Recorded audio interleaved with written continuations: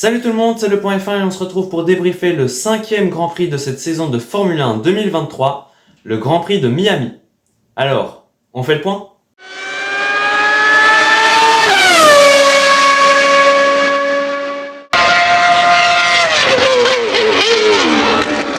Encore une fois, Red Bull a signé un doublé ce week-end et c'est Verstappen qui s'est imposé devant Sergio Perez. C'était pas gagné d'avance car en qualification il a fait une erreur en Q3 et puis s'est fait piéger par le drapeau rouge, ce qui fait qu'il est parti 9ème pour la course.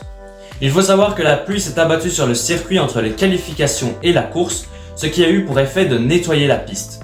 Les pilotes dégradaient donc beaucoup plus leurs pneus. Mais ça, les équipes ne pouvaient pas le prévoir avant la course. Perez est parti en médium et Verstappen en dur. Verstappen, comme à son habitude quand il part de loin, a entamé sa remontée et s'est vite retrouvé à 3 secondes de Perez qui commençait à avoir du mal sur les médiums et qui a encore continué quelques tours avant de s'arrêter pour mettre des durs pour ne pas que Verstappen passe sous la seconde. À partir de ce moment-là, l'objectif de Perez était de rester sous les 17 secondes afin de pouvoir le repasser quand Max s'arrêterait à son tour.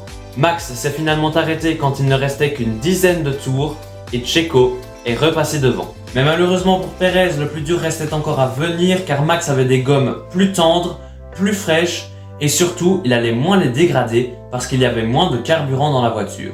Finalement, après 2-3 tours, Max était devant et Sergio n'a rien pu faire. À la fin de la course, la célébration de Max voulait absolument tout dire.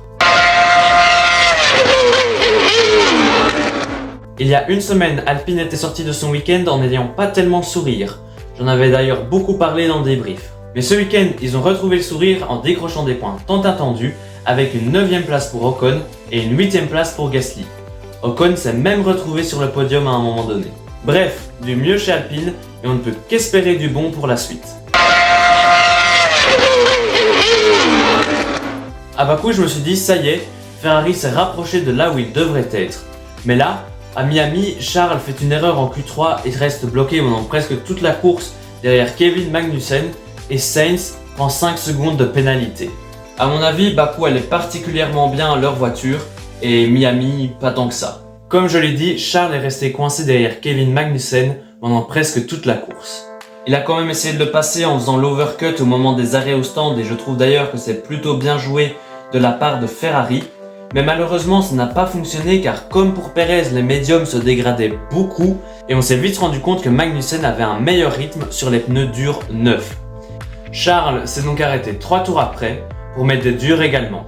Concernant la pénalité de Sainz, c'est complètement évitable. En fait, il est rentré 2,2 km/h trop vite dans la voie des stands et à ce niveau de compétition, c'est un avantage énorme. La pénalité est donc complètement justifiée. Mon coup de cœur ce week-end, c'est Fernando Alonso qui a encore fini sur le podium. Ça en fait 4 en 5 courses, tout en sachant que quand il n'a pas fini sur le podium en Azerbaïdjan, il en était qu'à 6 dixièmes. Il surclasse son coéquipier depuis le début de la saison et il a encore montré ce week-end que c'était lui le big boss chez Aston Martin. Sur le podium, on a vu qu'il était très content et ça fait toujours plaisir à voir. Bon, il a quand même fini à 20 secondes des Red Bull, mais il prouve une fois encore que c'est lui, entre guillemets, le meilleur des autres. Soulignons aussi le petit point de la 10ème place pris par Kevin Magnussen pour Haas. D'un côté du garage donc on faisait la fête, mais de l'autre on tirait un peu la tête. Lance Stroll s'est tout d'abord classé 18ème en qualification et ça c'est franchement pas top. Mais bon, apparemment ce serait dû au fait qu'ils auraient été trop confiants et qu'ils ont mis des pneus usés pour la Q1. En course, il a fait ce qu'il pouvait, il est parti en dur et a sans doute fait quelques overcuts sur les pilotes devant qui partaient en médium ou en soft.